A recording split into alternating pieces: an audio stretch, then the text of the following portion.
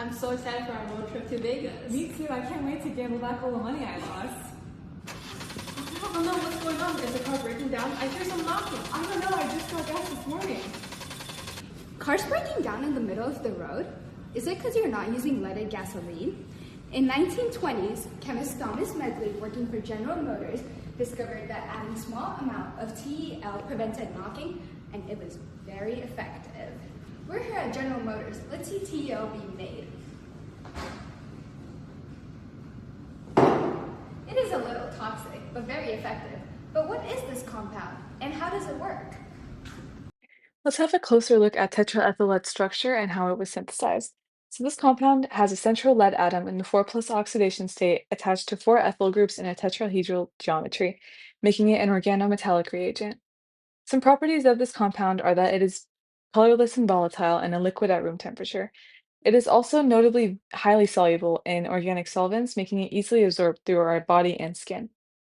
So tetraethylide has a different half-life depending on its location. For example, it could be anywhere from 2 to 9 hours in the atmosphere or 25 to 30 years in our bones, which is pretty scary.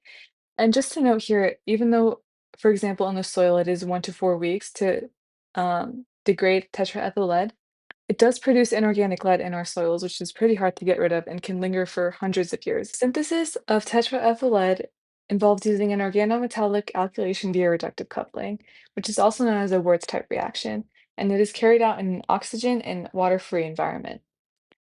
To carry out this reaction, you use an active metal, which is the sodium lead, an alkyl chloride, which is ethyl chloride, and we use those to create the organometallic reagent.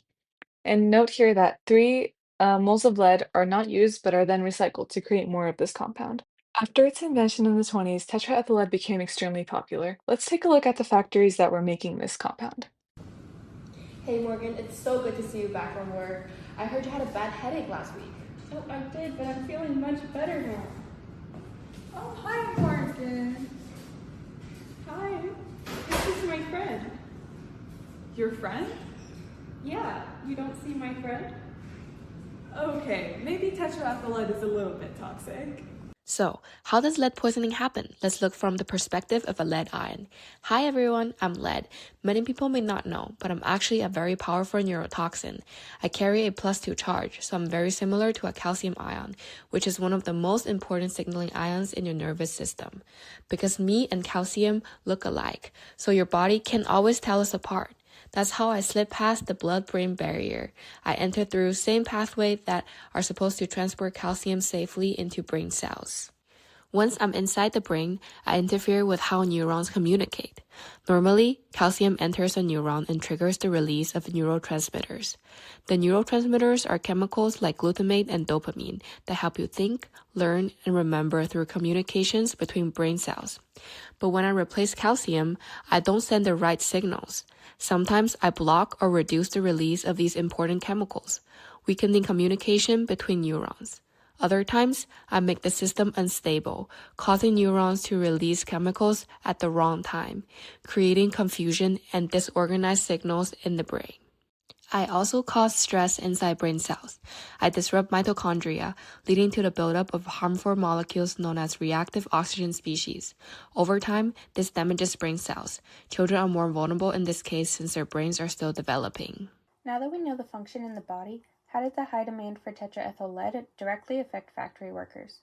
After the use of leaded gas rose in popularity in the 1920s, factory workers were on the clock, day and night, working on these automobiles and were unknowingly exposed to this toxic substance. At first, the changes were subtle. Workers complained of headaches, dizziness, and exhaustion. Soon, these symptoms became impossible to ignore. People started to tremble, some even spoke to people who weren't there. This is a sign of lead poisoning. In the most severe cases, workers even died from exposure to what was soon called loony gas. These factory workers were at the front lines, so to speak, and were the first to be exposed to tetraethyl lead in this magnitude, which is why they were the first to show these signs. They may have experienced severe negative effects from exposure, including death, but they weren't the most at-risk population. Children were. Lead is a toxic metal with no safe level of exposure, yet it continues to threaten children, pregnant women, and developing fetuses. Children are especially vulnerable, both due to behavior and biology. Young children frequently put their hands in their mouth ingesting contaminated dust or paint. Biologically, they absorb 4 to 5 times more lead than adults. Because their bodies are rapidly growing, lead can replace essential minerals like calcium and cross the still developing blood-brain barrier. Even low levels of exposure can cause permanent harm. A major study found that increasing blood lead levels from just 2.4 to 10 micrograms per deciliter was associated with nearly a 4-point drop in IQ. Lead also contributes to behavioral problems and increased aggression later in life. The risk begins even before birth. Lead stored in a mother's bone can be released during pregnancy, cross the placenta, and impair fetal growth and brain development. Because these developmental processes only occur once in life, the damage is often irreversible. Preventing exposure is not optional. It is essential for protecting the future generation. Today, let's ask our local farmer what's going on with our environment. My crops, they're not growing, they're not green anymore, their roots are shrinking, my animals are dying. I don't know what to do, I'm gonna go broke. I'm so sorry to hear that. This is the third time this week a local farmer has reported an issue like this about their crops and animals. Let's ask an environmental scientist about what's actually going on with our environment. Today, we're talking to Dr. Sura. Hi, Doctor. Can you please tell us what's the reason behind what's going on with what's happening in our environment? Yeah, so tetraethyl lead in our soils has had significant impacts on the plant's ability to grow, as well as its metabolic functions. It is inducing undesirable biochemical changes in plants, and this is causing abnormal cell division, minimized growth, and shrunken roots. Plants are also suffering from chlorosis, which is a condition that causes harmful effects on the rate at which they can perform photosynthesis. That sounds pretty harmful to the plants, but what about the animals?